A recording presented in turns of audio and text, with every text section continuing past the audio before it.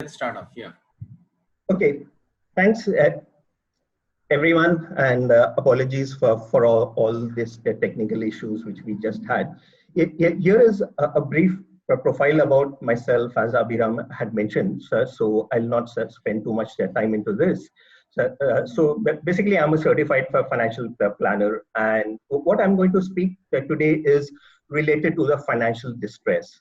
And we will get into the details like what causes financial distress, how does one get into it, what can one do to come out of it, and once you have come out of the financial distress, then what are the steps which need to be taken. So before I get into the details, I'm actually going to just get started with the definitions here to clarify some of the aspects. Like, what is personal finance? It's essentially all the decisions and activities which are there for an individual, and it relates to everything related to his own finances, be it uh, planning for the future, retirement, mortgage, insurance, retirement plan, budgeting, your cash flows, everything there. What is really financial distress? Financial distress is a condition which is applicable both for individuals as well as for companies, where your income has become much lower in terms of your expenses. Your expenses have really been going up. You have very high costs which are there, and there are assets which you may have, but they are pretty illiquid, and you're not able to meet your financial obligations on time. And that situation keeps compounding, and then you get into a situation when you're really not able to come out of it. So, how does the financial distress happen? I would say financial distress happens due to these three conditions. Now, there can be certain conditions which you can change. There are certain conditions which are beyond your control. So broadly, I would classify these conditions into three types: internal events, external events, and unforeseen circumstances. What are the examples of each one of them? External events can be a sudden job loss, which wasn't anticipated, but due to the change in economy or due to any circumstances beyond your control, things have happened. We can relate it to the situation we are going right now as well, which is beyond the control of anyone there. Or sometimes there is a need to help your family members and relatives there, or even your friends, and you end up borrowing money actually from people. So that can also cause a problem. It could be losses incurred due to investment in the stock markets.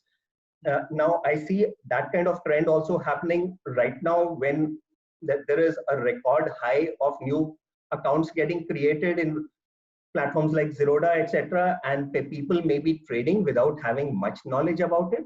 That can be disastrous there. Or losses suffered in the ventures there. You have invested in a venture and that has really not gone through. What are the internal events then? Internal events is something within your own family. It could be any marriage happening where you've gone beyond the means, and then you end up actually spending a lot of money, and which eventually causes a financial distress. Or it could be an educational support you have given to your family members. You wanted to provide the best of the education and there was really no money there. Or it could be divorce. Then there are certain uncertain or unforeseen events which can happen. Suddenly there is an emergency happening. It could be an accident or it could be anything else, a medical emergency which has happened. The head of the family passes away, or there is some unplanned travel, and that has also costed a lot of money there. So what do we do typically in such scenarios? We actually then end up borrowing money from the institutions or the bank loans there to tide over these situations at heavy interest rates, right? I mean, that's what then we typically do. And it really becomes very unbearable when the liabilities are very high, wherein you need to pay a lot of money, and sometimes the money which you need to pay is really 4 times than what you can leverage the money on your own.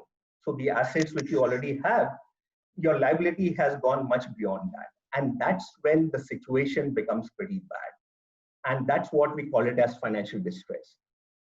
What are the warning signals what we have for our financial distress? I've just listed out a few of them. There can be even more. Certain warning signals are when we start using credit cards more. While I don't see any problem in using credit card, As long as we are staying within our own means, we are utilizing the money for our needs and not for our wants, and we are paying the entire amount on time every time. But in a financial distress, it may so happen that you're postponing your problem by utilizing the credit card, or you're borrowing from friends, relatives, and colleagues much more regularly, or you're not able to survive the entire month, in terms of expenses, and so suddenly your income is over. Cutting down on the entertainment expenses, where you are kind of telling your family members that let's not go out, finding some excuses, or postponing the travel plans, and so that can also be a situation there. Or you're telling your family members to spend less, as in when money is being spent, basically questioning as to why the money was getting spent in that direction. It can also impact our work, and if we are not able to focus on our work itself, that can also be a warning signal. Or if we get angry on every small thing, whether it's at work or at home, there's just a small thing which has happened and suddenly our anger comes out. That can also be a financial distress. So I would say these are the predominant signals of financial distress, but certainly there can be more. Why is it that we ignore such signals? We at times don't want to discuss with family members because we feel that we are being let down. We may have put an image in front of our family members, and sometimes it's the head of the family which takes the entire responsibility there and says that, it's my responsibility to ensure that there's a well-being of my family. And if I talk to them about this distress, I will be let down.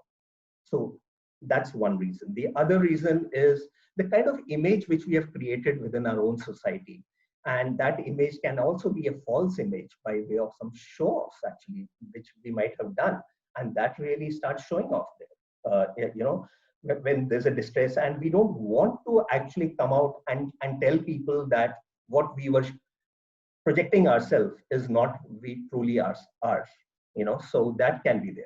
Sometimes we may just hope that the issue will resolve itself. We just keep on ignoring it, that it might be a temporary issue and at some point of time it's going to go away. So let me not spend time over it. Or it could be that there are some illiquid assets which we have. We have a lot of money on paper with us. It could be by way of land or by way of real estates, but it is not liquid. The current situation also might be such wherein there are no buyers for it. And when we have to sell, then we have to sell the entire asset. We can't break that asset into small parts and sell it. So we tend to then rationalize that, okay, I have a lot of assets, so at some point of time, I'll be able to sell it. So my distress is going to go away. Or we're just hoping that there will be someone who's going to help us, and without really asking or shouting for help. So we are just hoping that somebody will kind of figure out that we are into problems and they will help, without we really telling ourselves that we are into problems.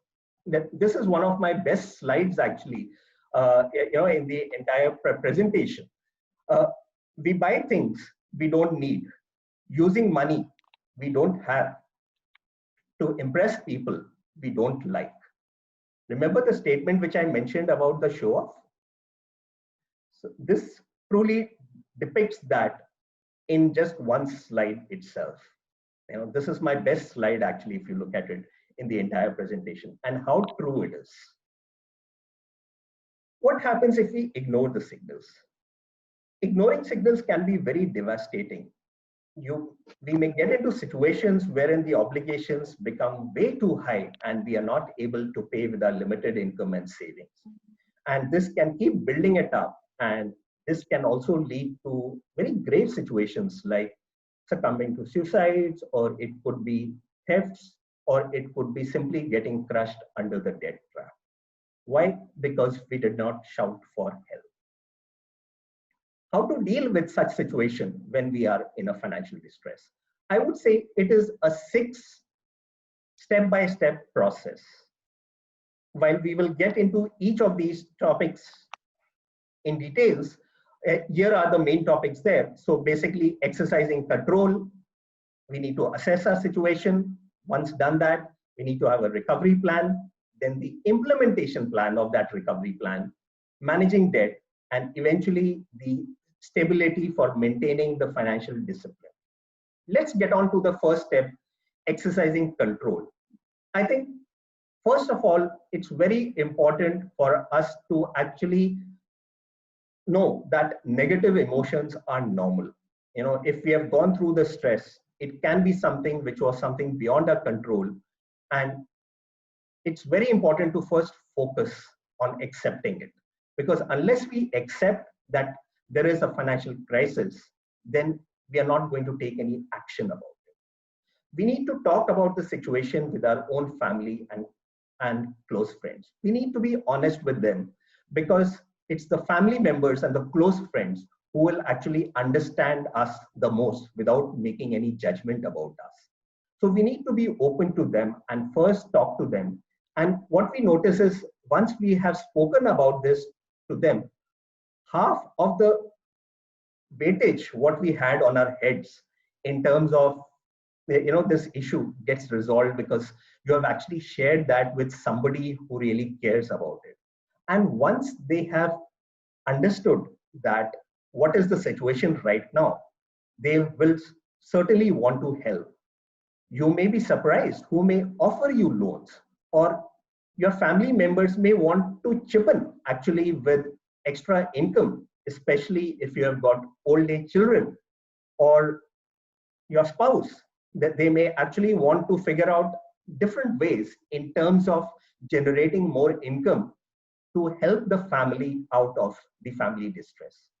We need to be grateful for what we have, because we have the support of our family and close friends there, and not just focus on the negative sides. In extreme cases, we need to seek help of a professional therapist. So what's the summary of all this? It is basically, the first step is to have a commitment to staying positive. Once we have done the first step, second step is to assess the financial situation. Unless we have done the numbers in terms of how much are our assets, how much are liabilities, what are our inflows, outflows, we will really not know how grave is the situation. It's very important for us to assess our net worth and the cash net worth, which is essentially your net worth minus the house in which you are staying, because that is not your investment. Once we have done all this, then we can do our cash flow tracking there. We can assess all our regular sources of income, inflows, and then we can know what are the consequences in terms of, if we are not able to service our liabilities, what should we really do about it? While you may see this activity a lot of work, I have some good news there. I have already developed a free toolkit which is available on my website, which has all this information. You just need to plug in your numbers and all the calculations get done on its own. So you really need to be realistic about your goals and then calculate what is the cost of achieving those. Moving on then to the third point, which is developing a recovery plan. It's very important to evaluate all our options when we are doing the assessment. Once we have all the data in front of us, there can be various options, and what I've given here, these are only a few options. There can be even more. We may end up using one option or a multiple of these options. So once you've done the assessment, you may realize that there are certain assets which you are not thinking, and that can really help you sell those assets, which can help you reduce the high interest costs. There could be additional income sources which can be explored, or there might be some government assistance programs which you may want to be a part of it. Important to assess what are your fixed expenses and what are your discretionary expenses, which are essentially the non-mandatory expenses. And then you could have a plan to reduce both. While reducing the discretionary expenses may be much easier, reducing the fixed expenses can be a challenge, but that can also be figured out. In terms of the debt, then what you really need to figure out is understanding what are the types of debts there. First, focusing in terms of first getting rid of those debts which are the most expensive debts. Credit card outstanding would generally be the most important and the most expensive debt which we should not have. And that this is the kind of debt which gets accumulated if we don't make the full payment on time by the due date. Even if there is a 1 rupee outstanding on a credit card bills, we don't get any interest-free credit, which is generally provided for 45 days. So it's very important first to figure out ways of closing off credit card outstanding completely and ensure to make the full payment on time every time, or simply not use the credit card at all and use only the debit cards from that day onwards. Second is the personal and unsecured loans, where also the interest rates can be very high. Vehicle loans, housing loans. Housing loans, there is a tax rebate available, so your net interest may be lower, but initially for the first 5 years, the interest rate is very high. And especially if you're paying very high interest rate as compared to the market, balance transfers can be done. In fact, I can help in terms of getting a very good interest rate, because now the interest rates have really decreased a lot. Consider the consolidation of your various loans, and that would help in terms of knowing how much is the interest, what needs to be paid. There are these debt consolidation agencies also available, but some of them do take advantage of the people who are into a crisis. So we need to be very careful when we approach them. Balance transfers across credit cards can also be done, but it's only a temporary solution. It can also start denting your credit score. I have written a few blogs on my website. One such is related to the debt trap, and then there is another one related to credit score, and there are a lot more blogs there. So you may want to explore for getting some ideas there. It's very important, as I said, first to pay off the debt, the most expensive debt, because that will really help reduce the interest outstandings. Fourth step is the implementation of this recovery plan. What I mentioned in the previous slides, it's basically to start implementing them, adjusting your regular expenses to the minimum. We also have to have a cash flow in terms of understanding in the short term, medium term, long term, what are the inflows and outflows which are expected, and then plan the payments for those. And as I said, when there's a financial distress, we should be focusing more on the non-discretionary expenses and avoid any expenses which can truly be avoided. It's very important to segregate our wants and our needs, and to separate our wants from the needs. Warren Buffett has summarized it very beautifully. If you buy things you do not need, soon you will have to sell things you need. So that's why it's very important to then start focusing on our needs and not on the wants. Moving on to slide 5, rather the step 5, it is the managing debt. Prioritizing your debt repayment, as I mentioned previously, understanding which loans are of higher interest and focusing more towards those, understanding the importance of staying in touch with with your creditors. I think this becomes extremely important there, because what typically happens is when there's a financial distress, we avoid the creditors and we avoid taking the calls. We actually tell our family members or somebody else to say that you're not available at home, or you simply don't pick up the calls. That can actually be very detrimental. It's very important to face with the reality and confidence there. If you do approach your creditors and you explain the situation to them in open and honest terms, a lot of them will understand. They also eventually want to get back the money. They know that if they don't help, this account will become a non-performing account. So they will want to make some changes to it or defer the repayment schedule. So it's very important to explain to them in honest terms there. It may or may not impact your credit score.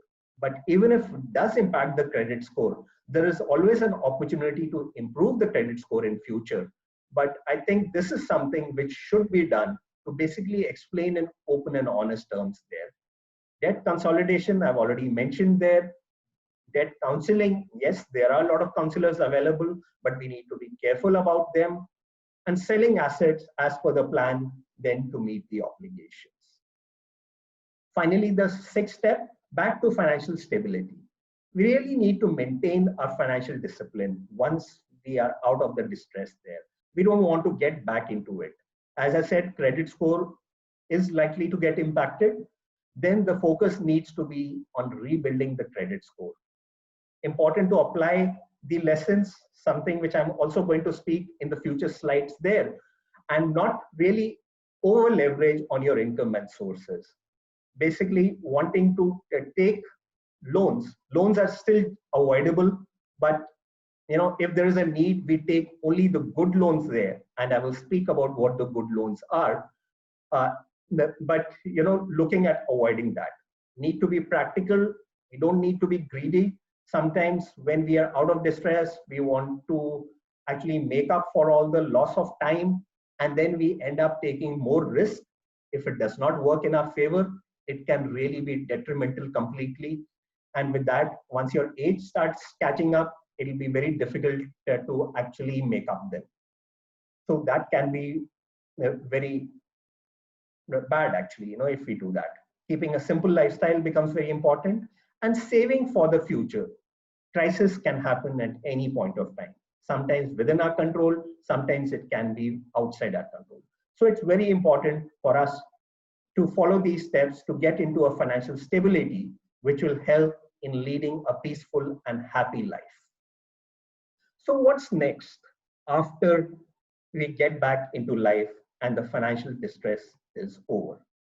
What I've done here is I've done a very high level financial planning here. And this may or may not be applicable to everyone. It depends on individual circumstances.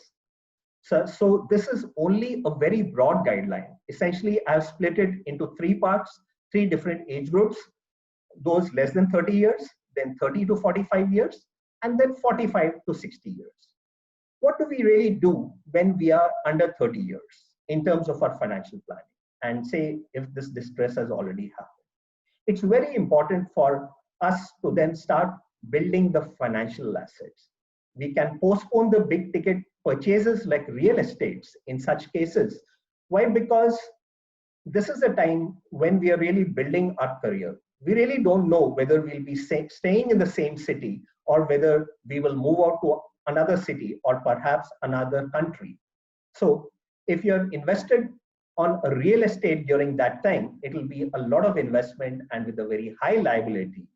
So your EMIs will happen, and the rentals what you make once you have moved out of that house, rentals are going to be very low. It will not be more than 2.5 or 3% of your money which is blocked in for that real estate. And inflation is much higher than that. So we are actually losing money there. So along with that, there can be other problems like maintaining that, the tenants leaving, the house getting bad, etc. So why get into those problems when we really don't know why we are going to stay in that city or not? We start investing for financial assets, something like an SIP. We keep doing it for long term there. So that will grow over a period of time. The power of compounding, then we start taking it into our own advantage. Important to take the tax deductions to the maximum limit there too. And any big ticket purchases which are there, I've already spoken, that is something which then we can postpone it. Moving on to the next stage, which is the stage of more responsibilities. This is the stage where you have children and then you start taking a home loan. That the career is also getting consolidated. By this time you have identified which is the career you want to take, because we really need to do that analysis between the career and the money it provides us. While we may have a passion, but if it does not give us the money, do we really want to do that? Or we need to have some plans associated with it. So that becomes an important aspect there. And it's very important to take the term and health insurance. Term insurance for all the liabilities. And what if the person who's the breadwinner in the family is no longer there? He or she is not alive. Would the goals of the family still be met? Term insurance is the best form of the insurance because you get it very cheap for a very high sum assured there. Health insurance is also important, even if you have an health insurance from your own company where you're working. Because if you're, especially in the private sector, you'll have health insurance only till the time you're working with the company or after that, getting it is going to be extremely difficult, because if there are diseases on the way, you may not really get it. It's very important to continue your SIPs and increasing them as per your cash flows. Home loan should be closed as early as possible, or at best early in the next phase, because a lot of interest goes, especially in the first few years. Later on, EMI essentially has more of principal. So there we can go slow in terms of the SIPs, not the SIP, but the EMI payments there. But initially, yes, it should be actually paid off at the earliest. Final is the peak accumulation stage, 45 to 60 years, where a lot of the completion will happen mostly related to the children goals, wherein they will settle down, their education expenses will get over, they'll get married. Most of your goals would be done there. You would also be earning a lot, because this is your peak earning phase. So there should be a focus on investments also, more investments during this particular phase. And we need to ensure that our retirement is good. And I will talk about the retirement in the next slide with an example. We need to evaluate our health insurance sum assured there, because there the inflation goes up pretty high at 12 to 15% per annum. So is the health insurance what we have, is it going to be sufficient? Otherwise, we need to take a super top-up insurance plan over it. And then we also need to figure out what is our post-retirement plan, because we may have certain passions, like you may want to do some social work, which you have not been able to do while you're working. So you may want to start planning for that. And if there are certain plans which need money, then we certainly need to plan for that money as well. All across, amongst all these phases, we need to use the credit card responsibility, making the full payment on time before the due date every time, evaluating our needs versus wants, and building a 6 months emergency fund. This is something which is available for emergency, and here the focus is not on returns. This is the money which we have it in liquid or ultra short funds, or we have the money in fixed deposits or in saving bank, where liquidity is most important, and we know if we need the money, we can get the money the same day or at best by the next day itself. But we utilize this only for the emergency, so that's a time when we don't have to depend into other long-term funds or other long-term investments, because that is likely to be down during that time also, or there may be some exit loads, or there may be some additional taxes which may be required to be paid. Here is an example which I've taken for retirement planning. For somebody whose age of 45 years, and say if that person is retiring at the age of 60 years, amount invested is 25,000 rupees per month, so a total of 3 lakhs. Assuming expected returns of 10%, the amount which can be expected at the retirement at age 60 is 1 crore. Now, remember, I've taken inflation at 7% per annum, and I've assumed life expectancy as 85. And there is an 8% reinvestment after your age of 60, because your risk-taking ability also comes down. So with all these assumptions, it would translate only to about 13,500 rupees per month. So while we are investing 25,000 right now, for the retirement, this will amount to only 13,500 in today's value. So we need to plan appropriately then, to have enough money for our retirement. What if we delay the plans? We just are simply lethargic, or we don't want to actually do this investments. Now, if we delay the plan by 1 year, meaning you have not invested those 3 lakhs you were supposed to invest, at the age of 60, your corpus will fall short by 12 lakhs. So it'll only be 88 lakhs. Similarly, for 5 years, if there's a delay, instead of starting at 45, if you're starting at 50% of the estimated wealth will be lost. And then the money which you will have for your retirement would just be around 6,750 rupees per month. If we are able to plan our retirement well, and if we can be independent, that would be the greatest gift which we can give to our own children, because then we are not dependent on them. At times, we figure out ways in terms of leaving out a lot of real estate for them. But for me, if you ask my perspective, our own retirement is most important, they can figure out themselves later. We need to figure out our own retirement, because you will not get loan for your retirement. Loans are available for anything else. And now coming back to what I mentioned earlier, the good loans. At any stage, if we have a financial distress and loan is required for education of our children, it's a good idea to let them take the responsibility of the loan, because once they start working after the initial moratorium period, they will then be paying the interest themselves, and they will also get the tax benefits if they are working in India. So it becomes extremely important that we are able to separate what is our priority. And if you were to ask me, retirement should be the number one priority. The risk in old age is not of premature death. The risk is that you will live too long and outlive your assets. I've assumed life expectancy only up to 85 years. It is not very uncommon now to see people who are actually living much more, 85 years, 90 years, and even beyond. And remember, the expenses related to medicals are going up exponentially there. So it's a double whammy wherein you don't die, but you actually end up spending more money for your medical needs. This is an example of the power of compounding. Anything you were to buy today for 1,000 rupees, in 50 years, it will be 47 times that value, assuming 8% inflation.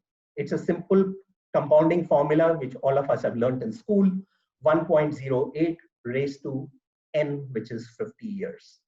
So this, I've assumed, if we were to live for 50 years from now onwards for people who are younger, but for people who are older, still the amount is going to be substantially high. And that is what is the inflation impact which we need to build into our calculations. So what is the time to take action? It is now. We really need to plan and take the action. It is not necessary to do the extraordinary things to do extraordinary results. Warren Buffett has said that. Whatever I've mentioned here, it's all very, very basics. And it can be applied. But if we do not apply the knowledge that we learn, then that knowledge becomes completely worthless, as per Robin Sharma. Here are the different ways in which you can stay updated with us, with Shout for Help and with me. I've given both the email IDs. I also have a broadcast wherein I've given the QR code, or you could just simply write to me and I could add you onto that. So you can get added to my broadcast wherein I share personal finance related information. I also have a weekly newsletter and I could add on to that. Both Shout for Help and I have our YouTube videos, and we have our channels. I request you to subscribe to those. I release a weekly video every Wednesday, and you could listen to those as well. So that's it from me. Now I hand it over back to Abhiram.